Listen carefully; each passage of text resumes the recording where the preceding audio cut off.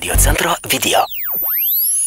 Pradėjai domėtis krepšiniu labiau, kai sutikai jį, ar ne? Taip. Ar dar atsirado kitų pomėgių, apie kuriuos, tarkim, tu net nepagalvoji gyvenime, vat jam kažkas patinka ir žiū, kad ir tau fainai, nes, krepšinis lyg ir okei, bet kai jis atsirado, tu nuvažiavai į Europos čempionatą, kur anksčiau turbūt nesi buvus užsienį. Ne, užsienį nesu buvus ir turbūt nebūčiau nuvažiavus niekuomet. O kokiu dar? Žinai, pradėjau maistą gaminti, žinai. Pradėjau, neneigsiu. Kažkaip norisi tokia šeiminikutė pabūčiau vis tiek, tas lizdelis sukams. Viešpatie. Kaip smagu girdėti žmogų, kuris... Fainai, nu.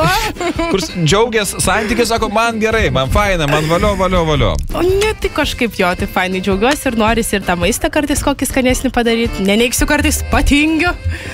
Tai va, bet jam turbūt labai nepatinka, nes kadangi dabar čia vestuvės artėja, norisi tą gražią figūrą apturėti, tai tenka labai sveikai maitintis ir gaminti labai sveikai. Ir manau, kad jam neįtin šitas patinka, bet ką jau padarysi. Sako, nereikia sveikinti anksčiau laiko, bet aš taip kažkaip. Blin, ačiū. Blin, prašom. Kaip fainai. Tai vasarą, nepasitraukia. Nu taip.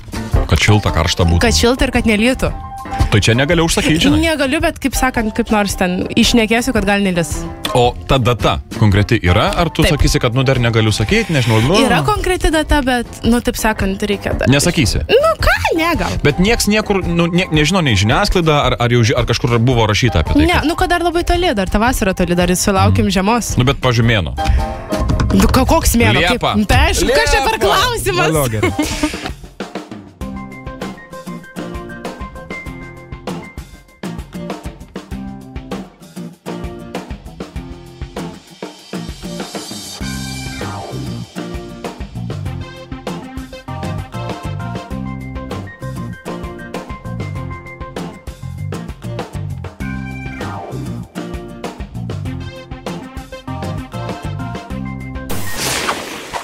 Įsijunk gerą nuotaiką.